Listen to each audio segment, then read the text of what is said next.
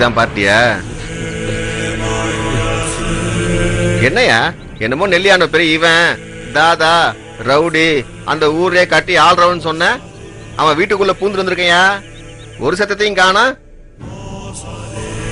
நீ என்னையா ஒரு சத்தமும் இல்லாம இருக்க? நான் தான் அந்த நெல்லியாண்டவன்.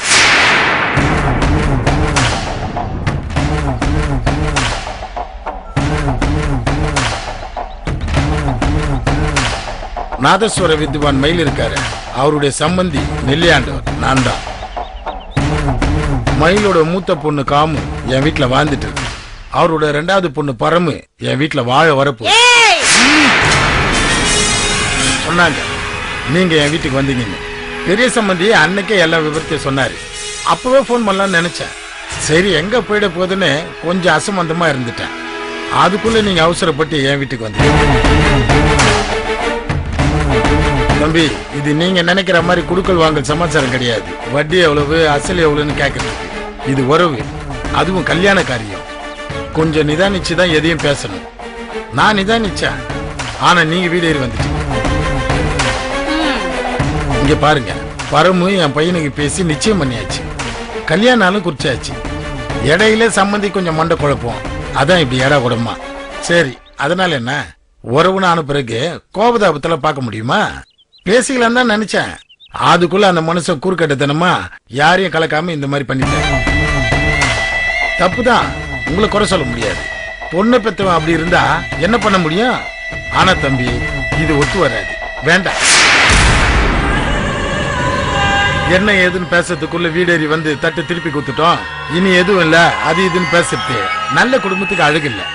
அதுவும் நீங்க சொக்கலிங்க சம்பந்திக்கு தூரத்து உறவுன்னு கேள்விப்பட்டேன். தூரத்து உறவா இருக்கிறது நல்லது, இருக்கிற எங்க உறவுல தலையிடுறது அவ்வளவு நல்லது இல்ல.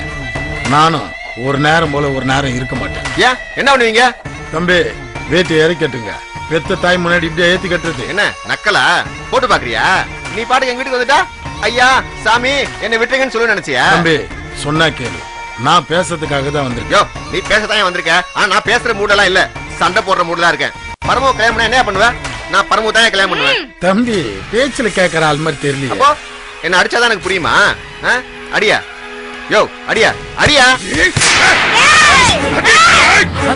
வாங்கடா, எவ்வளவு வாங்கடா.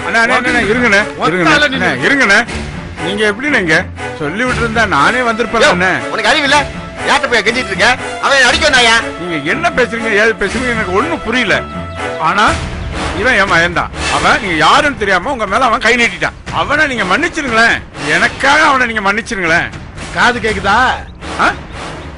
சரி, பரமு என் வீட்டுலதான் வாழ போறது. அதுக்கு யாராவது இடைஞ்சல் பண்ணா நான் சும்மா இருக்க மாட்டேன்.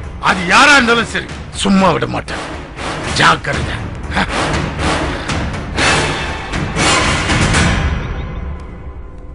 என்ன ஜோசியரே? ஜோசியரே,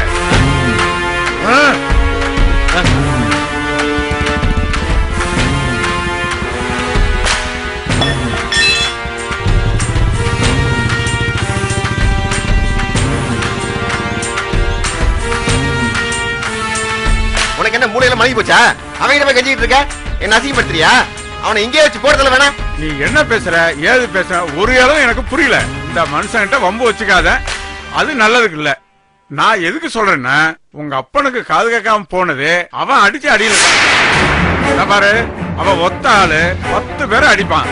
அவன்கிட்ட வம்பு வச்சுக்காத வச்சுக்காத வச்சுக்காத வச்சுக்காத.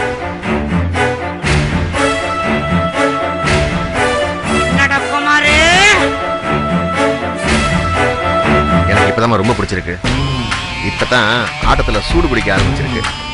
நேரடியே இப்பதான் ஒரு எதிரி வந்திருக்கான், அவனை போட்டு பார்க்காம விட மாட்டான்.